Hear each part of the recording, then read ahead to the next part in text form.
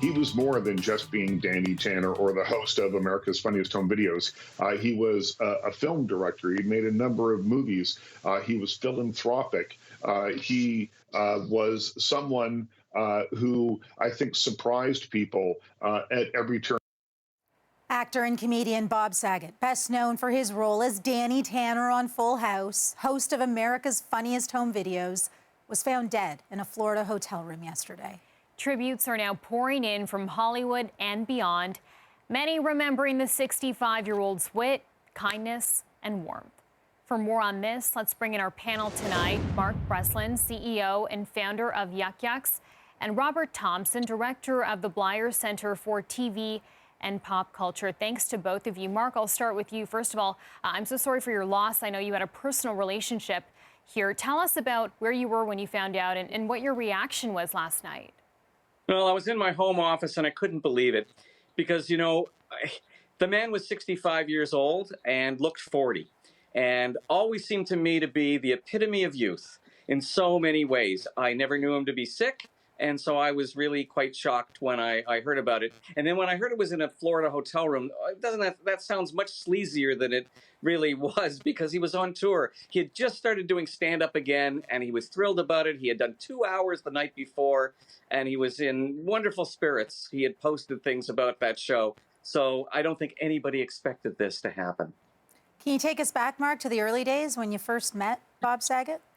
Sure. Well, it was 1979. I had just opened up my first Yuck Yucks full-time in 1978. And I got a call from a personal manager named Brad Gray, who later on would wind up becoming half of Burlstein Gray, the great powerhouse management company, and eventually the president of Paramount. So he had great taste even then. And he said, look, I've got a great act for you, and we're going to come in from Philadelphia to audition. There's no obligation on your part because I know you're going to want to hire him. So I watched him, and I thought he was fantastic, and I hired him on the spot to do a full week as a headliner about a month later. I think we were the first people to ever hire him to do a headline spot. What was it about Bob Saget that drew you to him that made you think potentially this could be an next big star?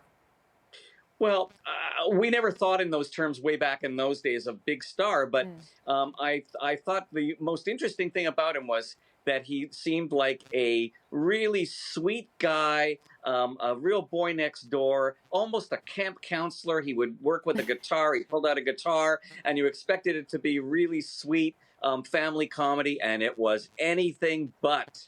It was so rude and so dirty. It was wonderful. And to see the expression on people's faces when they noticed the contrast between what he looked like and what he actually said, that was priceless. Yeah. A lot of us knew Bob Saget as Danny Tanner and the host of America's Funniest Home Videos. And then the internet's created, and you start Googling him, and you find all these other videos out there. Robert, what do you think it was about Bob Saget that made him such an iconic TV dad? Well, it's interesting because I came to Bob Saget in the opposite trajectory as the legendary founder of Yuck Yucks. I got to know him as America's Funniest Home Videos and as the dad in Full House.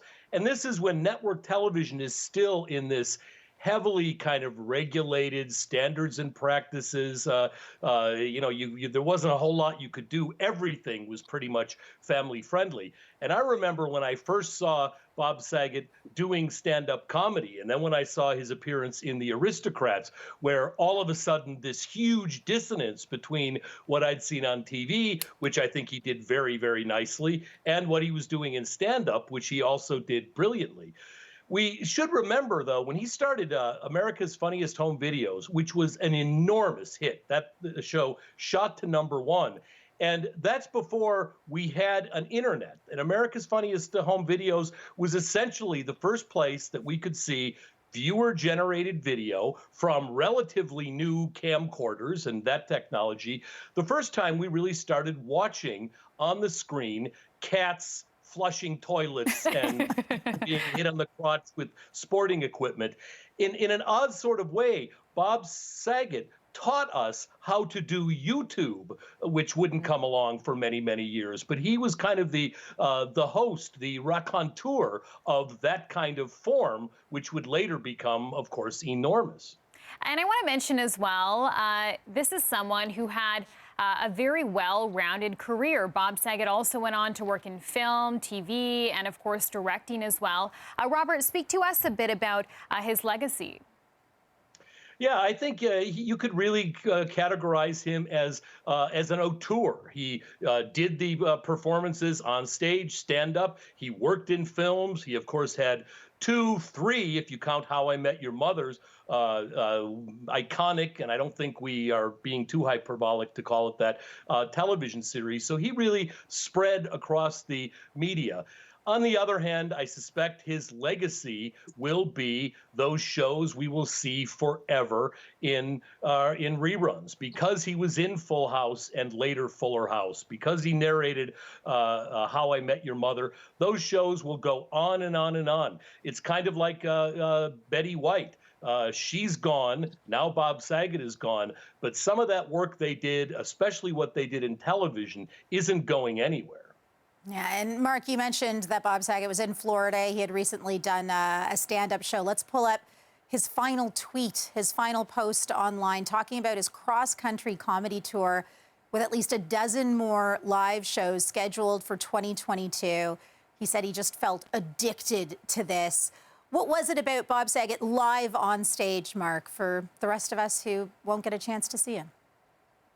Well, he brought the entire audience in on the comedy, which was absolutely, special about him. He made it feel, if you were sitting in a 700-seat theater watching him, you would feel that you were actually in your living room, because he was that intimate. He was a very intimate performer with the audience, and also very filthy. I have to keep saying also very filthy, because after he had become kind of famous from those television shows, we would present him at Yuck Yucks, and people would show up not knowing that he was this other kind of comic. We had so many walkouts, so many walkouts. Wow.